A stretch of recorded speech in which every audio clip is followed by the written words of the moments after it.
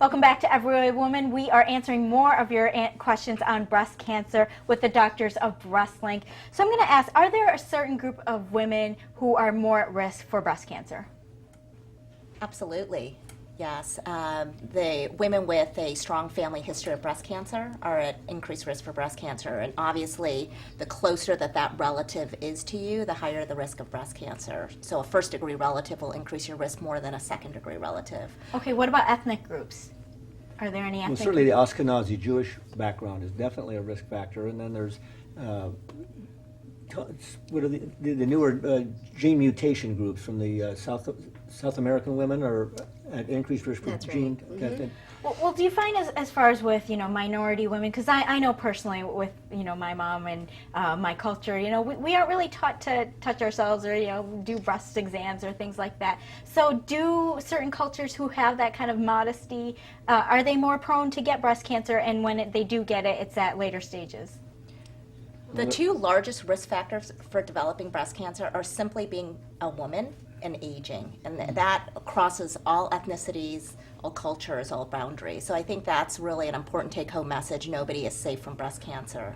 One of the big issues along that line is not so much risk of getting breast cancer, but delay in onset. And so we know that the underserved community, we're working with the Hispanic community right now, and we're trying to deal with some of the cultural issues that you deal with, and not uncomfortable touching their breasts, uncomfortable going to a male doctor. We've put together a program that's quite exciting. We're taking out into the community, and what we would like to see happen is to shift these late diagnosis to early diagnosis. In doing so, we'll save lives and we'll save a tremendous amount of money. The cost of treating an early onset breast cancer is about $40,000, and almost all of them survive. The cost of treating an advanced cancer is close to $100,000, and most of them have recurrences, and the total lifetime cost is over $1 million, and they die. So the investment in the underserved community and getting those women, teaching them to do self-exam, get their imaging, catch it early, treat it aggressively, it'll save lives, Don't and be it'll shy. save dollars. Let's not be shy, right? Well, studies have also shown, though, that even if we do all these outreach programs, there's still, in the African American community, for example, they do tend to develop more advanced breast cancers, no matter what we do. So They're more that aggressive, too, There yeah. is something we have to be aware of in some communities. Well, let's talk about chemotherapy. I mean, it's so difficult on the body. Are there really other options? Because I know, there's so many people saying, oh, I don't need to do chemotherapy. I can take all these vitamins or fight it other ways. Is chemotherapy essential? Is there any other ways? Are there other options? It is one form of adjuvant treatment after breast cancer has been diagnosed. We also have a wonderful endocrine therapy. Now that we know about estrogen receptors and progesterone receptors, there are pills that we can actually take instead of, in some cases, for some breast cancers, in lieu of chemotherapy. And what if a woman finds, has surgery in one breast?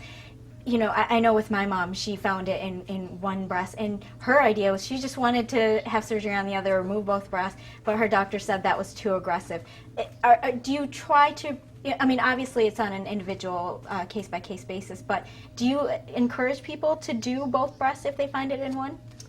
Oh, it is a very personal question and personal choice and difficult decision for patients. We try, as breast cancer surgeons, our job is to educate our patients about what the real risks are and then let them make a decision, an informed decision. We also have them see our plastic surgeon, Justin West, also to help them understand what reconstruction entails and what's going to be a part of. And how do you convince women that it's not just about, vanity or beauty as far as reconstruction, that it really is about making them whole? Yeah, I don't think there's any convincing. I think that there's two very different types of women who come to see us. We have women who are healthy who come to us seeking to change the way their breasts appear. That's a cosmetic type of patient. Someone who's been given a cancer diagnosis is a very different mindset. They're worried about saving their lives first and foremost. And the focus that we really have is on returning them so they look whole at the end of this process. Mastectomies that were done years ago and the reconstruction that was done years ago was very disfiguring. And women would be very self-conscious to the point where they wouldn't be socially presentable, and people become really reclusive. With the reconstruction options that we have now, we can make people look really quite phenomenal. But I think that there's no question that reconstruction is just it's a totally different type of surgery. These aren't women who are coming because they want to look good. They want to feel whole. Okay. They want to be able to look in the mirror and not be reminded on a daily basis that I've lived through cancer. Absolutely. Well, we're going to talk a little bit more about that with your one-on-one on the panel. But we thank you so much for getting this information out and educating the public in all different groups. And like we said, let's not be shy. Let's find out about our cancers if we have them. Be aware of our breasts. Be aware of our bodies. If you want more information, you can visit the doctors at breastlink.com.